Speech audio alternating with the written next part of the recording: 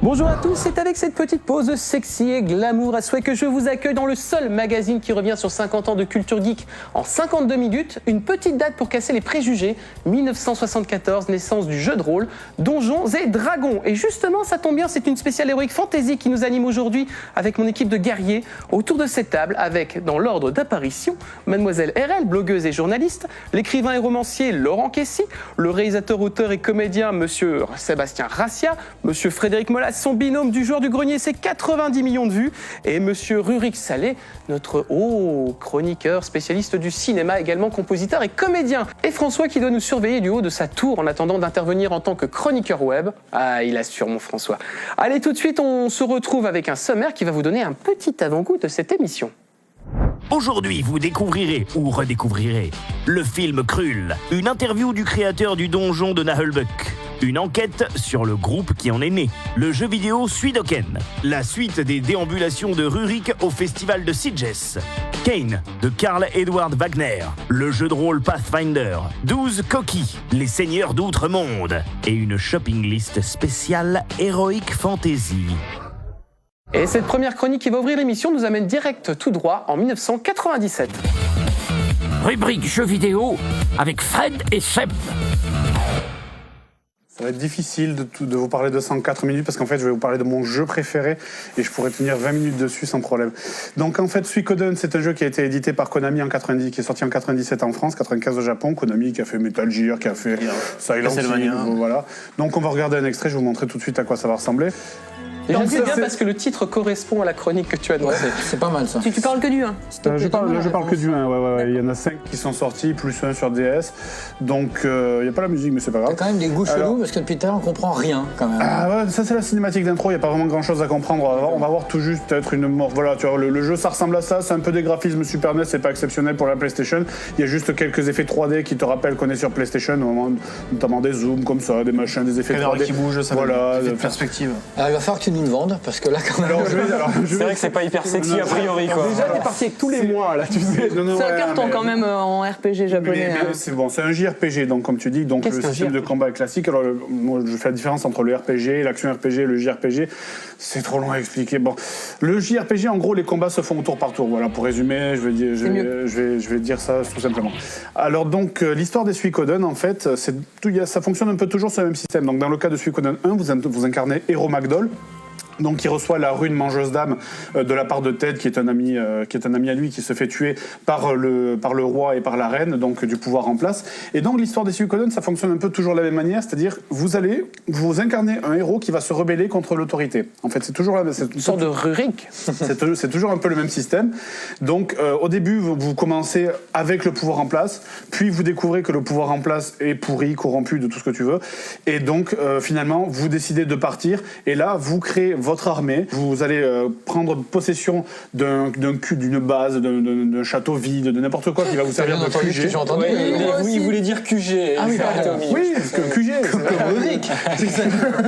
vous allez prendre possession d'un QG qui va vous servir de base pour recruter des gens, et donc vous allez devoir recruter les 108 étoiles du destin, donc qui sont le truc habituel des Suikoden, donc 108 personnages qui vont pouvoir rejoindre votre quartier général et vous accompagner aussi dans les combats. Vous allez pouvoir les grouper, enfin pas tous, mais vous allez pouvoir les grouper donc pour suivre le scénario du jeu avec eux. Alors tu me disais que tu l'avais découvert, que c'était ton jeu préféré, mais tu l'as découvert comment ? En allant dans un Stargate, je m'en souviens très bien, c'était, je savais pas trop quoi acheter, j'y allais pour acheter un jeu, je savais pas trop quoi. Petite musique hein, sur les souvenirs. Là. Voilà, c'est ça. Un petit flou là, et tu vois Fred. Oh, qu'est-ce que je vais acheter? Et il se trouve que justement, ce jeu en fait, il était tout en anglais en fait, il n'existait pas en français. Et je suis devenu très bon, j'étais en 6e, j'étais très mauvais en anglais, je suis devenu très bon après avoir joué à ce jeu, parce que je suis passé de quelque chose comme 8 ou 9 de moyenne en anglais à quelque chose comme 16 ou 17. Alors là, bien le jeu vidéo. Et ça peut quand même rassurer tous les parents qui se disent mais qu'est-ce que tu fais devant la télé en regardant ces 5 mecs et cette nana? Ça crée des serial killers, mais ça aide aussi au moins. Le mec qui parle anglais. 108, Ah, mais tous les jeux sont traduits maintenant, donc voilà. Oui. 108 personnages à recruter, ça fait pas long sur le jeu? Non, justement, parce que ça tout vient très naturellement. T'as jamais l'impression, quand tu fais un donjon, t'as jamais l'impression de faire un donjon pour faire un donjon.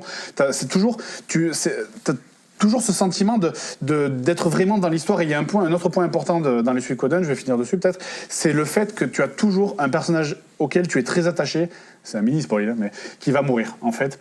Et dans tous les Suikoden, il y a toujours cette dimension du fait que tu t'attaches fortement. Par exemple, je vais un peu spoiler le 2, par exemple. Le personnage, elle est dynamique, c'est ta sœur, machin. Et vers la fin du jeu, paf, elle meurt. Et du coup, t'es vraiment vénère pour ton personnage. Et t'as vraiment envie de tuer celui qui a fait ça à ton ami, quoi. Et donc, c'est vraiment, tu te sens vraiment dans le scénario. Et c'est vraiment pour ça que j'adore ce jeu. Et je crois que c'est le 3 qui a été adapté en manga, qui est disponible en France. Suikoden 3 a été adapté dans le manga, ouais. En tout cas, en conclusion, moi je dirais Seb, méfie-toi quand même parce que son meilleur jeu préféré, c'est quand même celui où ses meilleurs copains meurent jusqu'à la fin.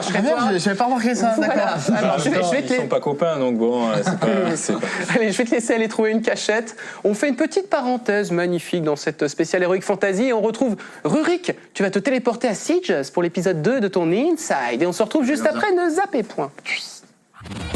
Plongé au cœur d'un grand événement. Voici l'Inside. Excusez-moi, je n'ai pas osé parler sur cette pub pour Sitges, car oui, nous sommes toujours en Espagne. C'est Sitges, c'est l'un des plus grands festivals du cinéma. En gros, c'est un peu le supermarché du film pour les 8 mois à venir. Stéphane Bouillet, bien sûr. Vous avez ici, dans cette ville, 3 salles qui passent les films. Petit focus sur la sélection de cette année. A Fantastic Fear of Everything avec le geekman culte Simon Pegg. Ace Attorney du japonais fou Takeshi Miike. Les Français Noémie Lovski avec son film Camille Redouble et Patrice Lecomte pour le magasin des suicides. Le verre et le fruit. Le nanar Dracula 3D de Dario Argento. Maniac de Frank Calfoun. I don't have a girlfriend. You never feel lonely? That's why I was calling. You and Anna. Et The Lords of Salem de Rob Zombie. Hétéroclite, assurément. Alors là, vous avez des gens qui sortent visiblement d'une projection. Et je crois que c'était le film de Don Coscarelli, réalisateur de Fantasme, qui s'appelle John Dies at the End.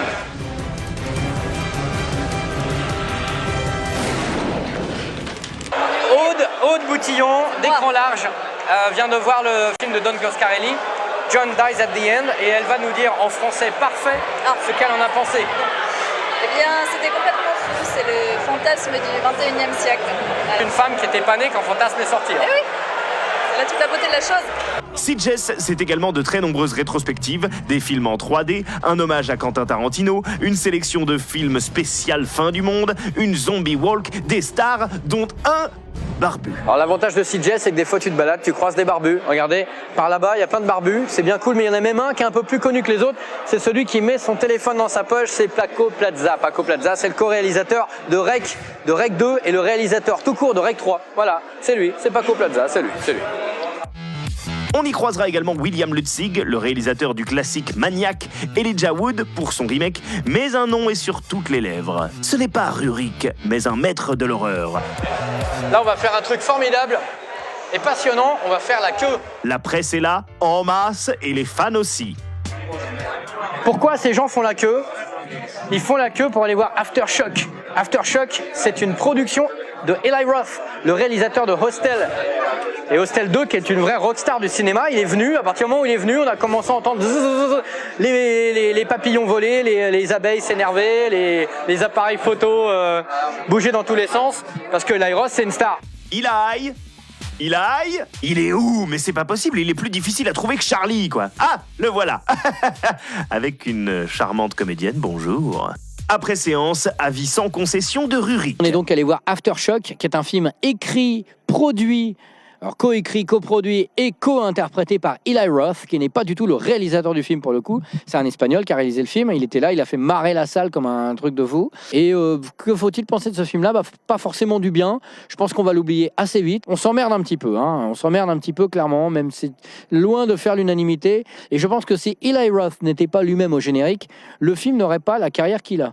Ça, c'est quasiment certain. Le grand moment de cette édition, le prix d'honneur remis à Neil Jordan, réalisateur notamment d'Entretien avec un vampire, et récompensé ici pour La Compagnie des loups, sorti en 1984. Après 4 séances de films digérées avec succès, retrouvons Rurik déambulant tel un zombie dans les ruelles de la ville de Sitges. Le film le plus fantastique ici, bien sûr, c'est Amélie Poulain. Affiche japonaise. Et là, il y a marqué Amélie. Amélie. C'est les 3 sons, c'est l'alphabet qu'ils utilisent pour prononcer les mots occidentaux. Si Amélie avait été un mot japonais, il l'aurait écrit en alphabet différemment. Voilà. Ça, comme c'est français, donc c'est occidental, donc c'est Amélie, mais on écrit le A différemment. Voilà. Que si c'était un mot japonais. C'est un peu compliqué, hein. Mais pas tant que ça en fait, si vous regardez bien. Si on devait dire David Fressino en japonais, comme il découpe tout en syllabes, ça ferait David do Huresino. Voilà. Huresino-san. Dans quelques heures, le jury rendra son verdict. Vous connaîtrez les heureux gagnants dans le prochain épisode.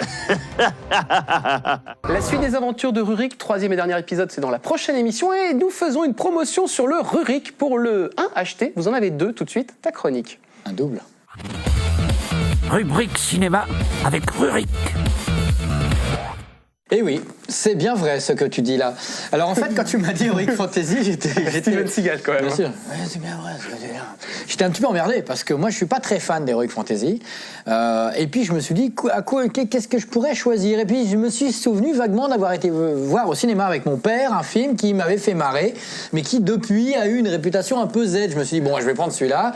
Il va falloir que je le re-regarde pour l'émission. Voilà, il s'agit de ce film que veut l'émission, la vidéo.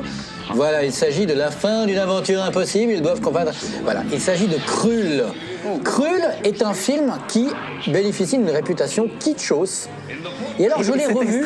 Ne va pas le contrecarrer. Et alors voilà, je l'ai revu pour l'émission. Et bien, j'étais très emmerdé parce que je me suis dit super, je vais pouvoir déverser un flot de haine abominable sur ce film de 1983. De 1983 et dire à quel point c'est nul et à quel point nous sommes bien plus intelligents que les créateurs de cet autre temps. Et j'étais bien embêté parce que c'est bien.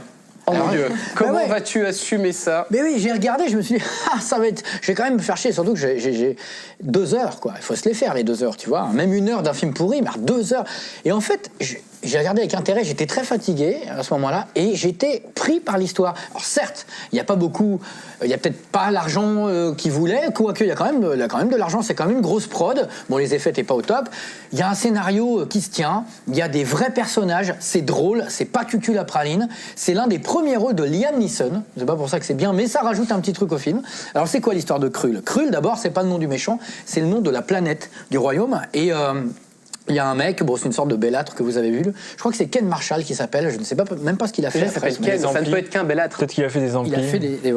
Mais alors, ce qui est marrant, c'est que lui, comme le héros de Flash Gordon, autre, tu vois, machin de l'époque, sont des acteurs qui n'ont pas fait carrière après. C'est drôle. Voilà. Et donc, vous avez ce jeune roi qui se marie, qui vient d'avoir une reine, etc. Le royaume est cool. Et donc, il y a cette espèce d'entité qui s'appelle The Beast qui balance ses Slayers. Ces Slayers, c'est des espèces de soldats mutants. Monstres, on sait pas trop ce que c'est, d'ailleurs on s'en fout, il y a tout un mystère dans Krull. Ils attaquent le royaume le soir même du mariage, ils tuent tout le monde, le mec, le roi est laissé pour mort, il capture la princesse, la reine, etc.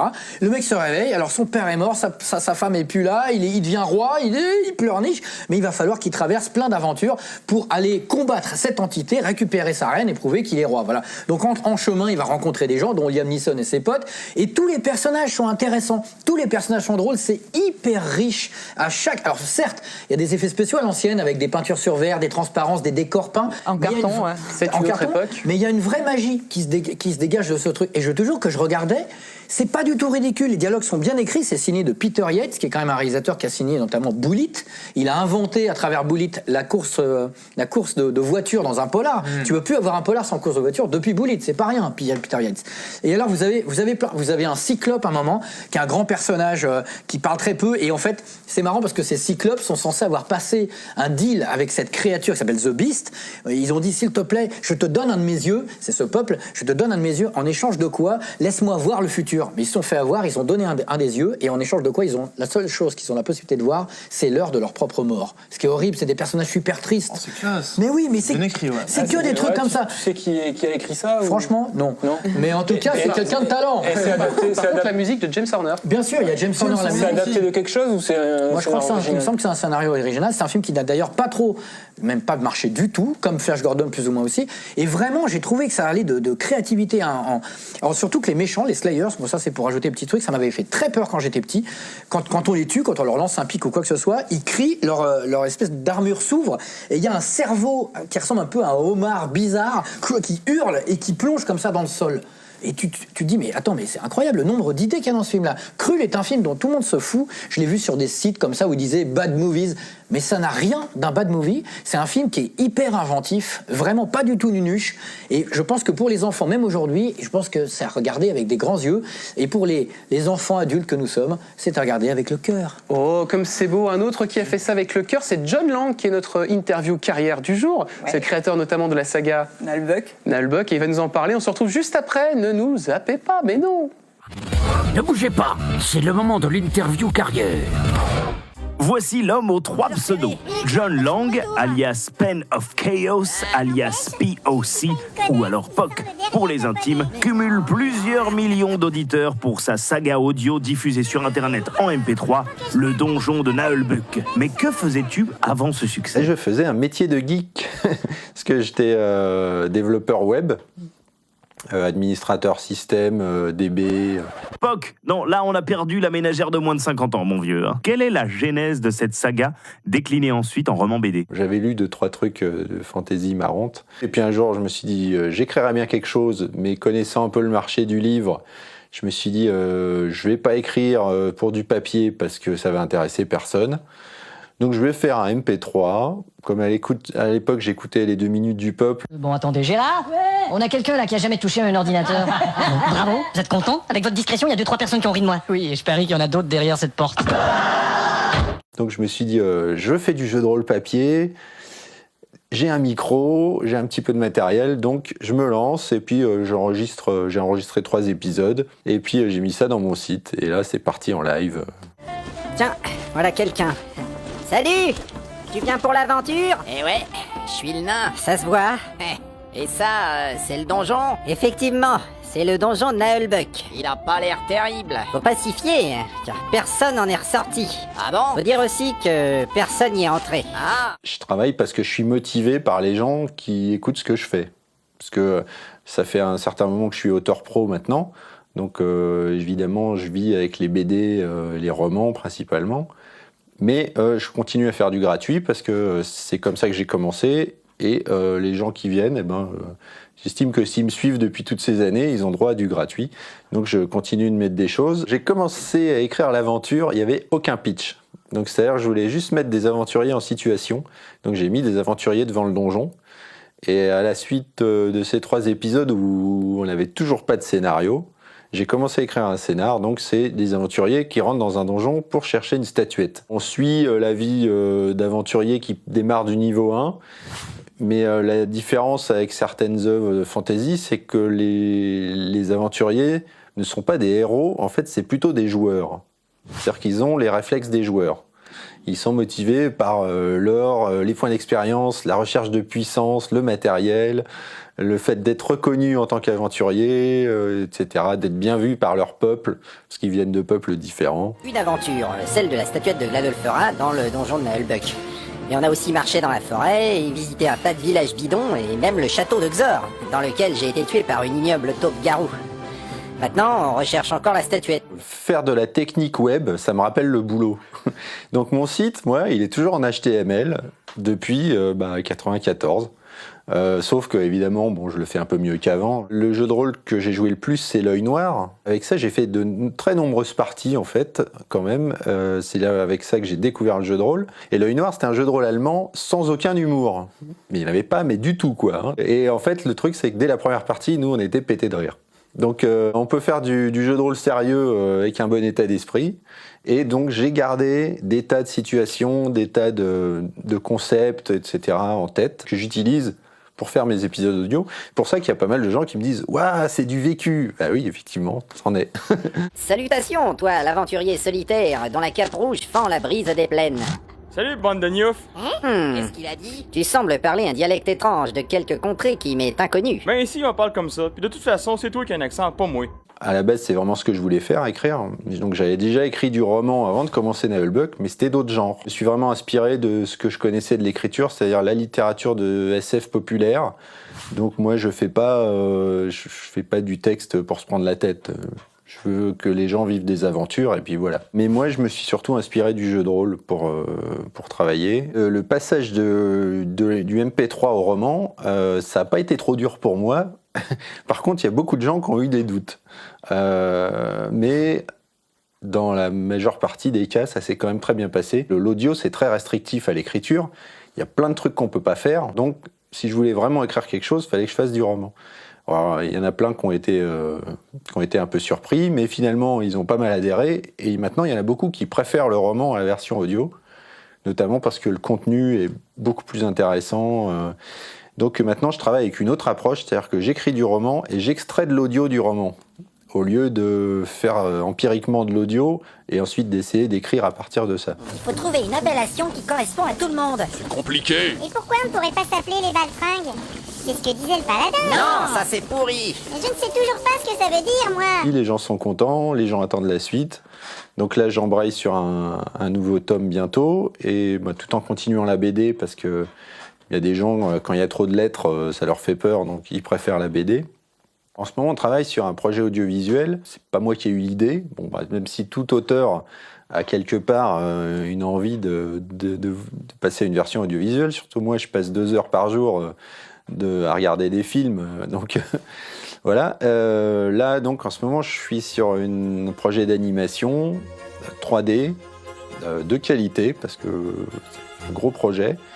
Et ça serait du format 7 minutes. En résumé, le donjon de Naheulbeuk n'est pas prêt de céder, mes petits gnomes.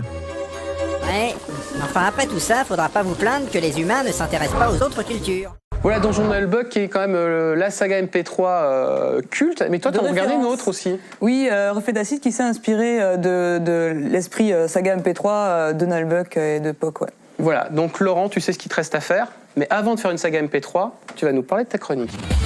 Rubrique BD et roman avec Laurent. Oui, Heroic Fantasy, pareil, moi je savais pas trop quoi parler. J'ai déjà parlé de Conan, qui est le personnage... Surtout qu'en littérature, il y a quasiment que dalle. Hein. Ouais, voilà, c'est ça. Il y a 2-3 trucs, quoi. Il paraît que Tolkien, c'est pas trop mal, je sais pas. Je sais pas qui c'est. Donc pas Conan, mais il y a un personnage qui ressemble et qui n'est pas tout à fait similaire non plus, qui s'appelle Kane. On regarde quelques couvertures qui sont dessinées.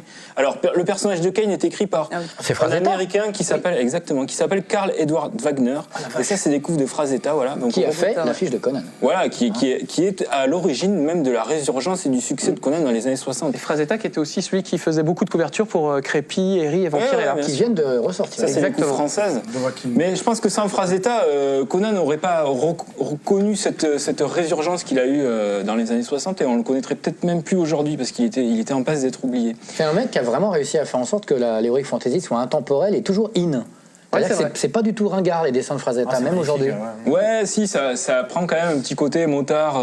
C'est l'époque aussi, on dessinait pas mal un peu style photo, qui est un peu dépassé maintenant. Ça doit être avec de l'aéro. C'est lui, Karl Edward Wagner. Là, bonjour Karl. Il avait donc une barbe. Non mais c'est aussi parce que t'as des groupes comme Molly Hatchet et tous ces mecs-là qui ont repris les dessins de Frazetta. Il a été hyper influent, ça c'est sûr. Ouais. Surtout dans le métal et tout ça, il a créé une imagerie propre. Donc Kane, il ressemble, comme on le voit, à Conan physiquement. C'est un gros barbare, sauf qu'il est rouquin. Mais c'est pas un barbare. On apprend qu'il est immortel. on a du mystère comme ça sur son identité, on ne sait jamais exactement qui c'est. Et là, je vais vous révéler qui c'est. Alors, ceux qui ne veulent pas savoir, vous bouchez les oreilles. Chez vous, je pense vous bouchez les oreilles. Si on ne veut pas savoir. Moi, je quitte le plateau. Au revoir. Non, même chez vous, vous coupez le son de la télé et je vous dirai quand vous pouvez remettre.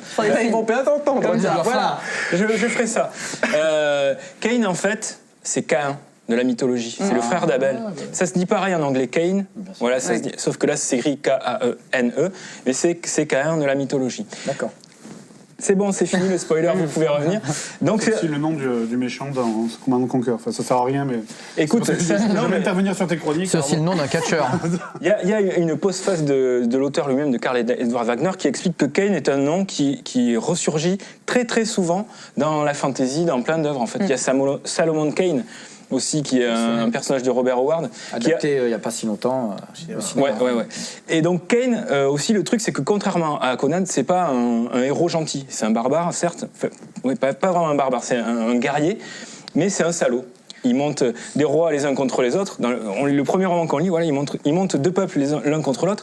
On se demande pourquoi il fait ça. Il fait ça juste pour avoir plus de pouvoir. Cain, il a un statut particulier pour arriver à les atteindre comme ça. C'est un bon guerrier, donc il se fait toujours embaucher par un royaume ou par l'autre. Et il y a une quatrième de couve qui résume très bien une expression sur une quatrième de couve qui dit c'est Conan matinée de Sauron, en fait. Voilà. C'est un barbare, mais en même temps c'est un gros méchant. Il y a un truc aussi super, c'est que comme il est immortel, il y a 3 ou 4 romans de Cain, et après il y a des nouvelles. Dans les nouvelles, Karl Edward Wagner l'a mis en scène de nos jours. Donc il y a quelques nouvelles qui sont contemporaines où on retrouve Cain.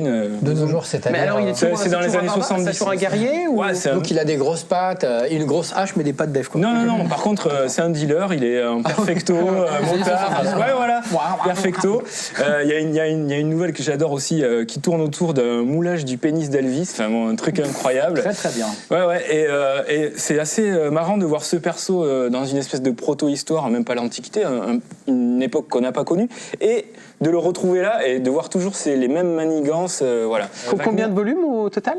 Alors en français, il y a 3 gros volumes qui regroupent tous les romans et toutes les nouvelles. Tout est voilà, il suffit d'acheter. Ils sont même sortis en poche. Et je crois que tu l'offres à tous les téléspectateurs qui t'envoient un mail. Évidemment, oui. Écrit à production.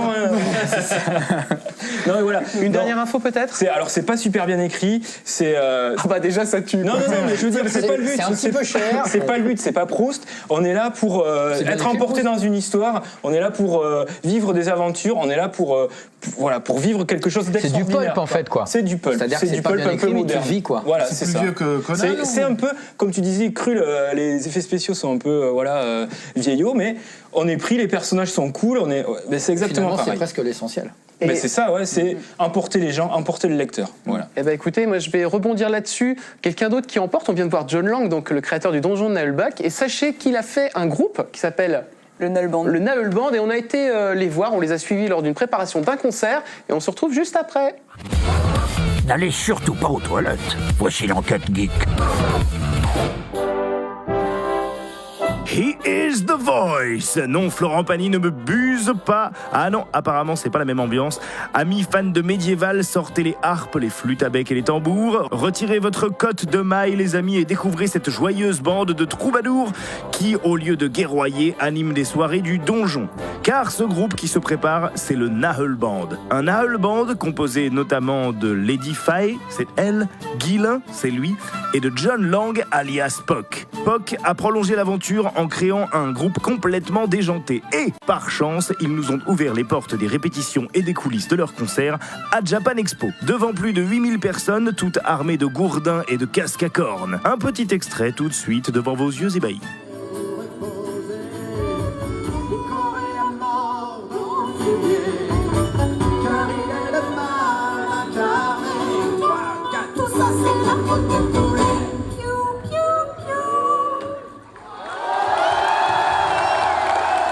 Guilin, présente-nous les instruments. Alors, on va commencer par ce qu'il y a de plus classique, puisqu'il s'agit du violon. C'est ce qu'utilise Clémence sur scène. Elle joue aussi un peu de flûte, elle n'en jouera pas aujourd'hui. Donc le violon, c'est connu, un instrument classique, mais aussi très utilisé dans la musique irlandaise. Là, nous avons 2 chanteuses, donc qui ne jouent d'aucun instrument. Tony Beaufils, dit Tony Verdâtre, il joue de la guitare électrique, donc sur une Vigier Excalibur qu'il a déguisée en guitare du chaos, n'est-ce pas ? et donc du banjo. On a un avantage, c'est qu'on est tous musiciens aussi avec d'autres groupes, donc on a une pratique de la musique régulière. On répète pas beaucoup, on fait des raclétitions, des barbecuitions, voilà, donc Nullbuck, c'est un peu le groupe qui fait grossir. Et par contre, donc, c'est dans ces moments de convivialité qu'on va délirer, faire n'importe quoi et inventer des nouvelles choses, donner des idées aux uns aux autres.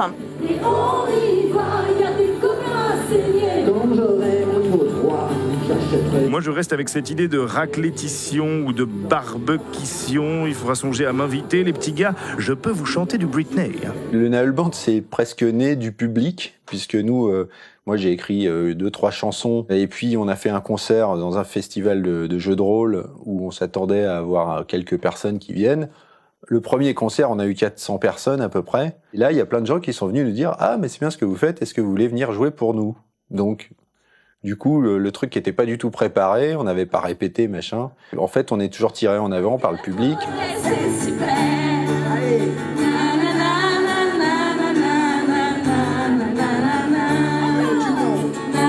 Je travaillais pour Ravage, je faisais une chronique jeu de rôle.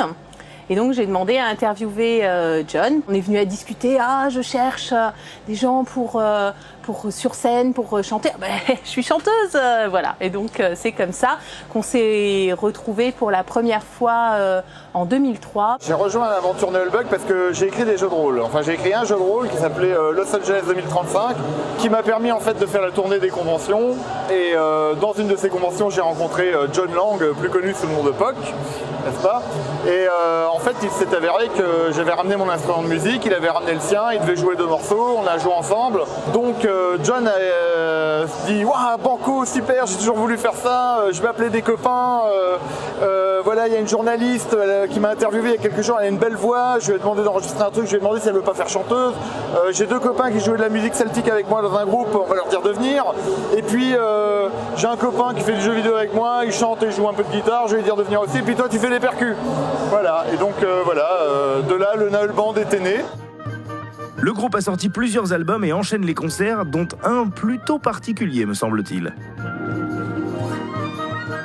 Nous avons joué au bout de la route à l'est de Québec, dans un endroit où la route bitumée s'arrêtait. Au fin fond du Québec, dans le village de Rimouski. C'était dur, voilà, le début, en plus c'était le début de la tournée, il y avait pratiquement très peu de personnes dans la salle parce que bon, quand voilà, il n'y avait pas eu de communication, alors bon, voilà. C'était très particulier parce qu'en plus la salle était dans le noir, on avait les lumières dans la figure, et là on jouait, et puis de temps en temps on entendait... L'horreur.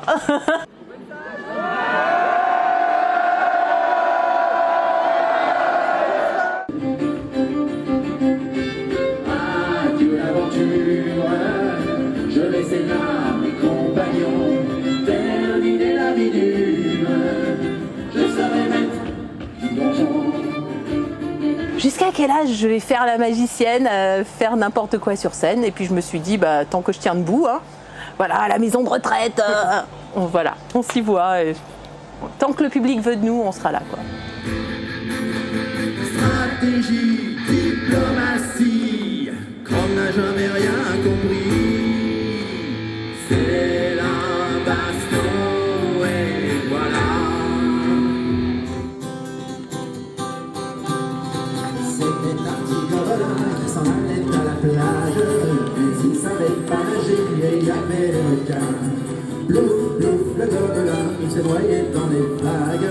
Yann, Yann, a dit le requin, tu finis dans mon oesophage. Voilà ce qu'arrive si t'es pas sage. Et voilà donc le Naël Band. Si vous avez kiffé, comme on dit chez les jeunes, vous pouvez vous procurer les CD que tu écoutes. Oui, et puis les concerts partout en France régulièrement. Voilà, et je vais transformer ma voix pour passer à l'annonce de la rubrique jeu de rôle, jeu de plateau. Le jeu de ce soir est Pathfinder New Goblin et on se retrouve juste après. Rubrique jeu de rôle avec Stéphane. Bienvenue dans la rubrique jeu de rôle, jeu de plateau. Dans les jeux de rôle médiévaux fantastiques, on a beau dire, on a quand même pour habitude d'aller fracasser des monstres. On ne fait pas que ça, mais cela reste une part très importante du jeu. Aujourd'hui, nous allons renverser les rôles. Les joueurs vont se retrouver à la place d'affreux gobelins. Ceci grâce à un scénario mis à disposition gratuitement par Black Book Edition.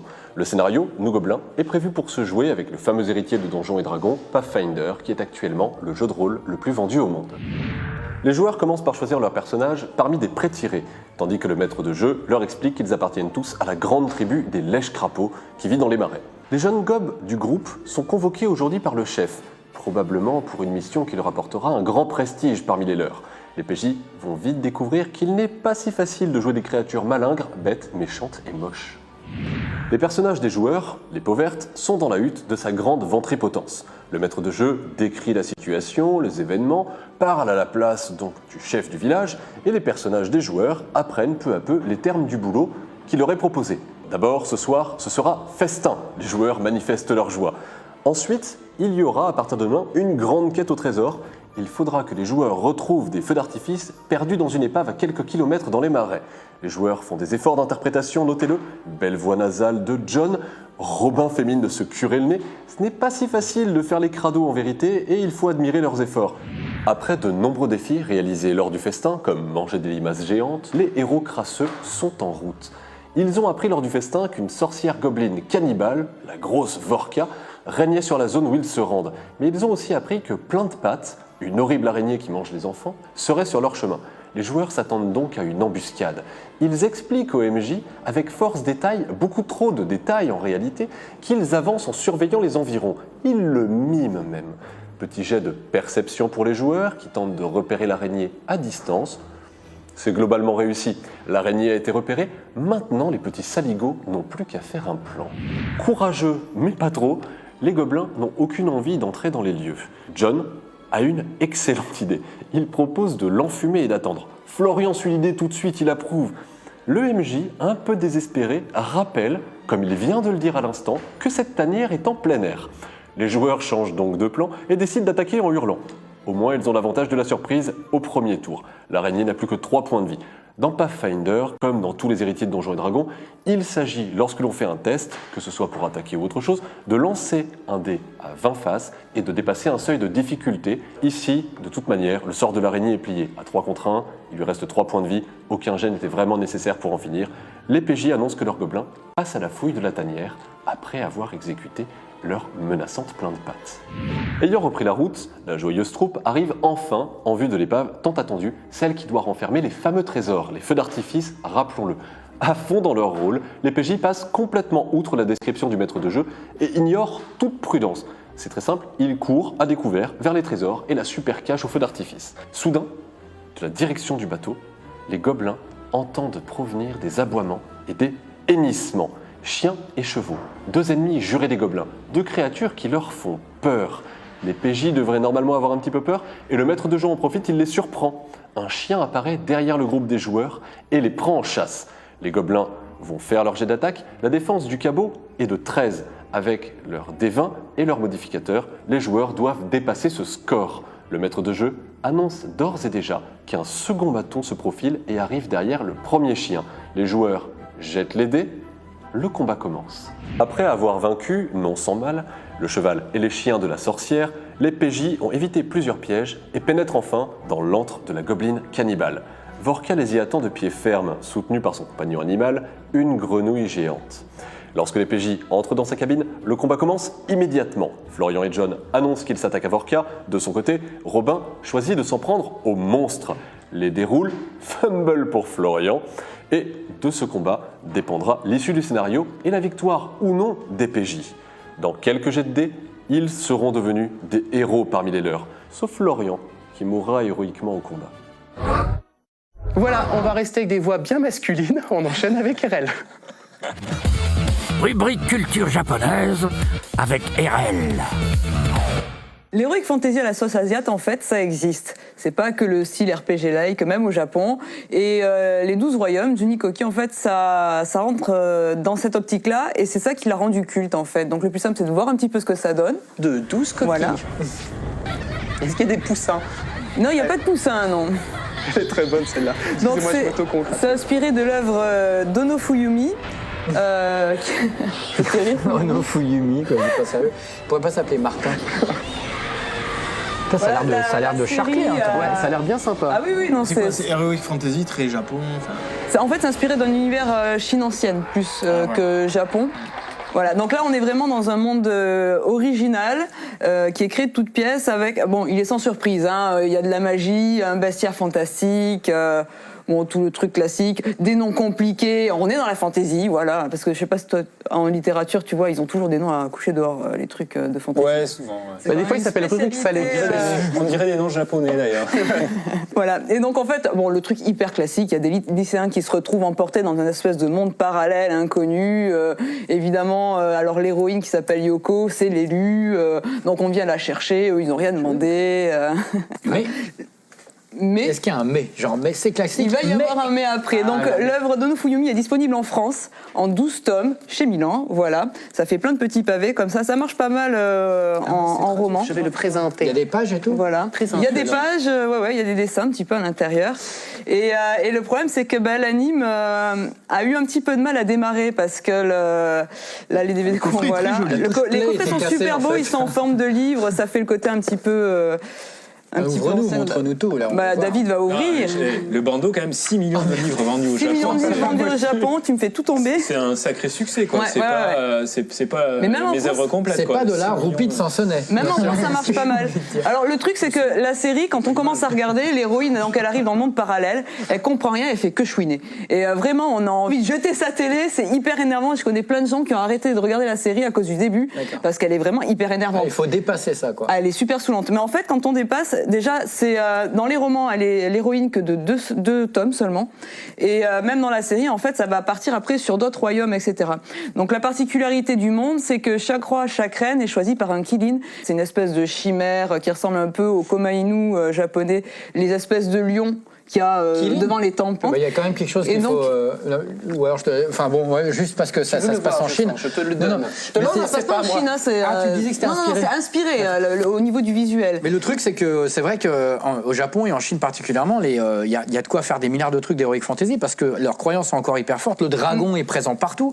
Moi, je me souviens d'une histoire à Hong Kong qui est complètement dingue. Il y a un hôtel sur les collines avec un énorme trou au milieu parce que dans la montagne vit un dragon et que s'il voit plus la mer, il va se vénérer. Non mais c'est quand même génial, tu vois. Donc comme quoi, voilà, il y a vraiment une base incroyable, quoi. Et donc, donc pour venir le Kirin, en fait, il va choisir le roi de son pays, il va se lier avec lui, il lui donne la vie éternelle, mais aussi si le roi il s'y prend comme un manche sur son pays, en fait, ils vont mourir tous les deux. Donc c'est un peu un pari, et c'est pour ça qu'en fait, un Kirin va venir chercher Yoko dans son monde terrien. Est-ce que c'est aussi, ça avait l'air un petit peu de charclé sévère, c'est le cas ou c'est juste dans le... Mais dès le début, en fait, ça castagne, sauf qu'au début, elle a un esprit en fait qui prend possession de son corps et qui lui permet d'être efficace en combat.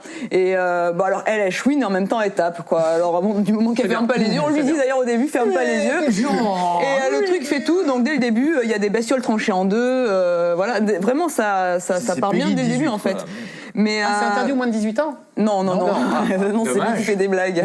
Voilà. C'est ce qui est amusant, c'est que c'est produit par les studios Pierrot, qui ont fait Lamu, Krimi, mais qui font aussi Naruto, Bleach et GTO. Voilà. Et donc après, on a vraiment des batailles parce qu'on voit vraiment les royaumes les uns face aux autres. C'est très politique en fait comme histoire. En attendant, on retrouve tout de suite François. Qu'a-t-il trouvé sur le web depuis le haut de sa tour? Réponse en images. C'est le moment de découvrir un nouveau talent web. Salut, aujourd'hui on va parler d'un projet de Heroic Fantasy qui aura mis 4 ans à se faire. Et 4 ans c'est long. Il y a 4 ans il n'y avait rien. Il y a 4 ans quand ils ont commencé il n'y avait même pas l'internet. Il n'y avait même pas de caméra. Ils ont dû inventer les caméras pour faire le film. Donc le film, je pense, de commencer en noir et blanc et muet et de finir en IMAX. Tout de suite, le sujet. Les amis, nous vous avions déjà parlé des longs métrages autoproduits dans le sud de la France. Eh bien voici Les Seigneurs d'Outre-Monde, lui écrit, organisé et planifié depuis l'Île-de-France. Un long métrage tourné pendant pas mal de week-ends en 2009 et en 2010. Rencontre avec son réalisateur et co-scénariste Rémi Hoffman. Tout de suite, première question.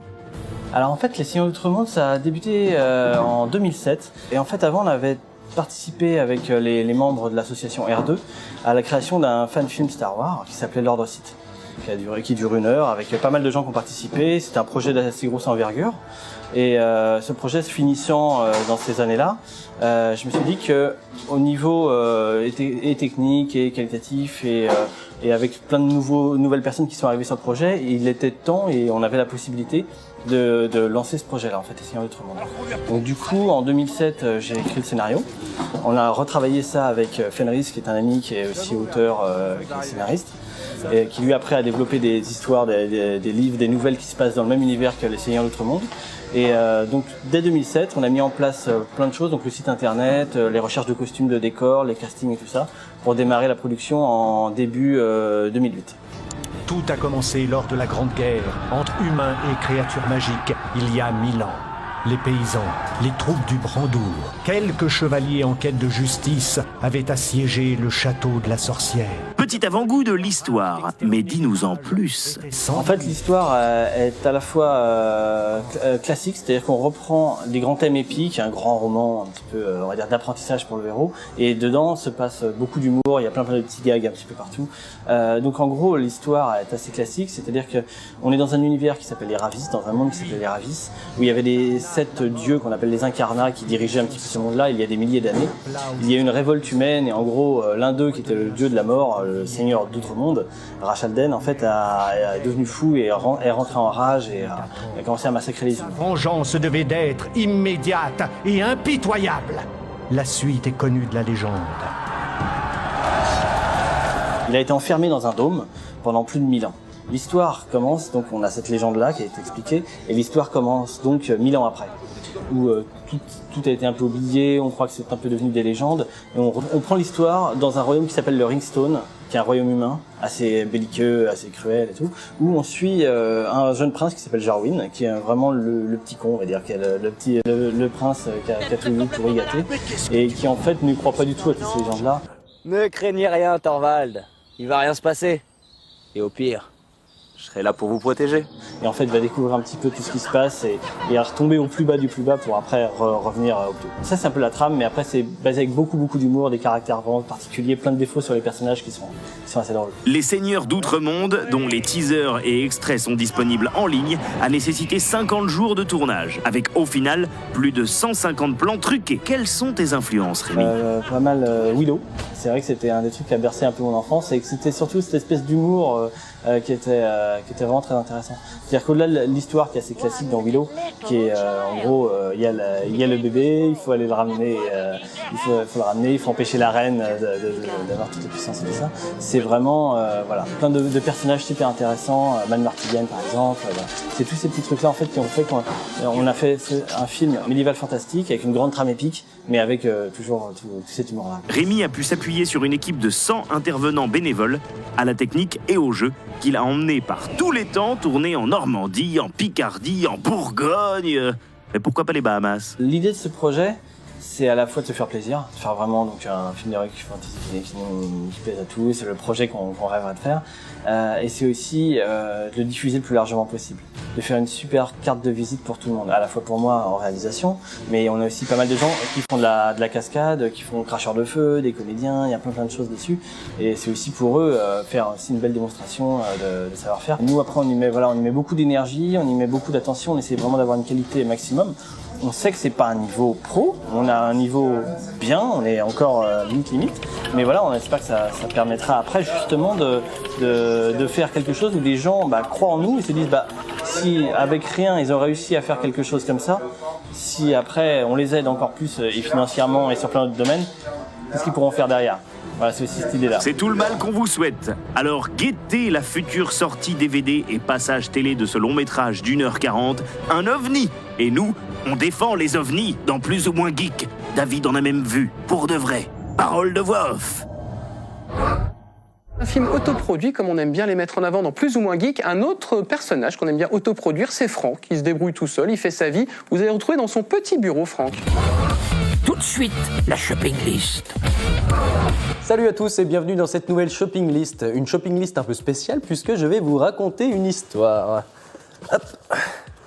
Alors, il était une fois l'histoire de Franck Levèvre, un jeune chevalier perdu dans les plaines de Pinot, qui avait une quête à accomplir.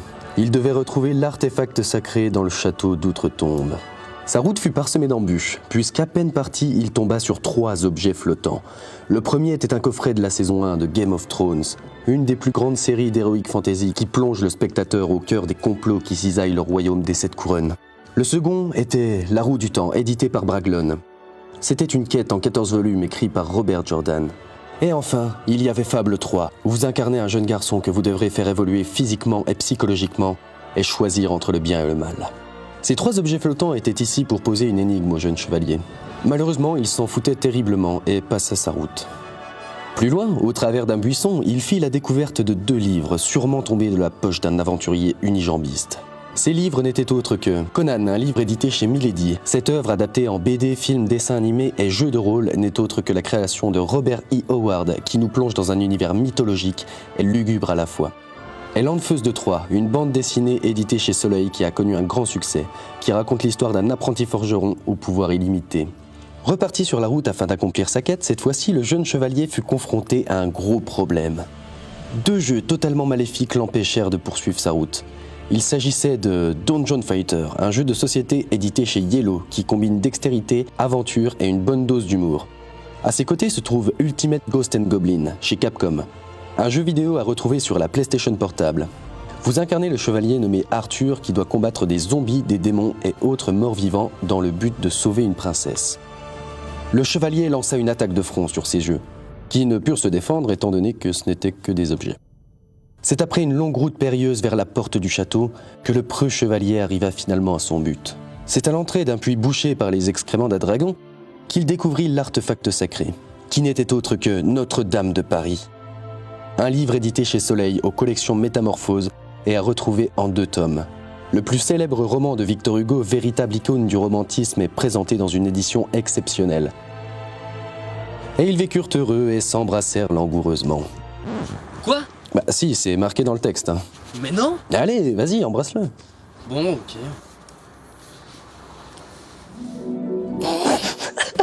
Il est idiot, il l'a fait, c'était même pas marqué dedans. En tout cas, vous pouvez toujours m'envoyer vos coups de cœur à cette adresse et nous, on va retrouver l'équipe de Plus ou Moins Geek. Salut! Et maintenant, donnez vos petits plus, les fameux petits plus. Qui vous a le plus convaincu de dépenser sa thune? Bah non, mais Suikoden, il faut que je les fasse en jeu, ouais. Moi, ex-aequo, Krul et les 12 royaumes. Seb? Moi, Krul, j'ai tellement snobé depuis longtemps que maintenant j'ai envie de le voir, quoi. C'est vrai que ouais, ça a l'air. Et il n'y a pas Steven Moi, Seagal je vote dedans. pour moi-même, Suikoden, il faut que les gens le fassent. Rurik? Eh bien, moi, je vote pour les 12 royaumes. Ouais. Alors moi, je vais faire Krul aussi, et les 12 royaumes, et Kane, et le jeu de Fred pour pas qu'il me tape. Allez, vous pouvez poursuivre. Le François Bayrou de... Allez, on poursuit vous pouvez poursuivre l'aventure sur les réseaux sociaux tels que Geekbook, Geekter, l'appli Geek, le site internet, le forum. Vous pouvez partager cette émission à tous vos amis en leur disant « Viens, allume ta télé, regarde Plus ou Moins Geek, IRL, elle est belle. » Alors, on va se retrouver très très bientôt, mais en attendant, 2 petites choses pour finir, bien évidemment. Rappelez-vous, un bon geek est un geek curieux et il n'y a pas d'âge pour le revendiquer. Bye bye. Oh, c'est là où on s'envole. Ouh.